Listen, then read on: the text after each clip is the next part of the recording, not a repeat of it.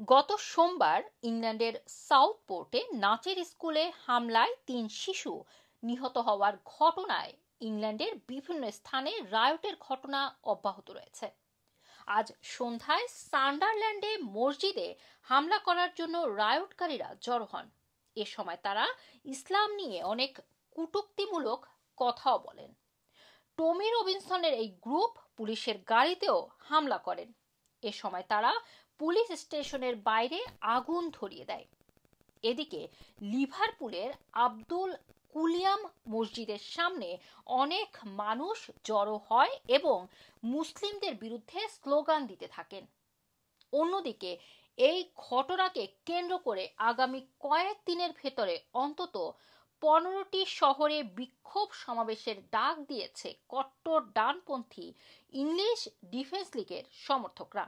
তাদের টার্গেট হলো মসজিদ এবং অ্যাসাইলাম আশ্রয় কেন্দ্রগুলো।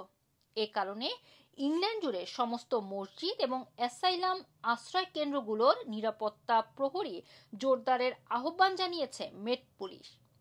এদিকে সাউথপোর্টে শিশুদের নাচের ক্লাসে ছুরিকাঘাতের হামলার ঘটনায় গ্রেপ্তার সন্দেহভাজন একজন উগ্র ইসলামপন্থী অভিবাসী।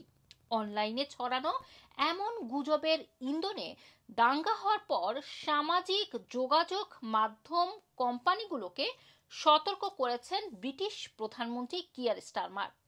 স্টারমার বলেছেন, অনলাইনে সহিংসতার প্ররোচনাকে নিষিদ্ধ করে এমন আইনগুলো সামাজিক মাধ্যম কোম্পানিগুলোকে অবশ্যই মেনে চলতে হবে।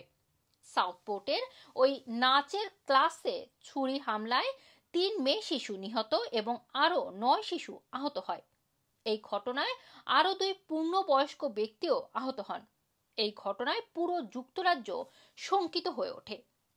অন্যদিকে এই ঘটনায় সন্দেহভাজন হিসেবে পুলিশ 17 বছর বয়সী এক কিশোরকে গ্রেপ্তার করে, কিন্তু প্রাপ্তবয়স্ক না হওয়ায় আইন অনুযায়ী প্রথমে পুলিশ তার নাম প্রকাশ করেনি।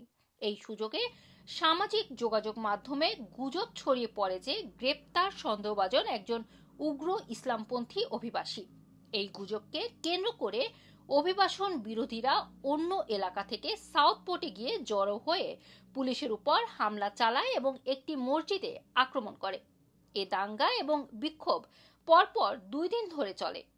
প্রচারণাকারী গোষ্ঠী হোপ নট হেট জানিয়েছে, মঙ্গলবার সাউথপোর্টে যে দাঙ্গা হয়েছে তা ব্যাপক গুজব ছড়ানোর ফল।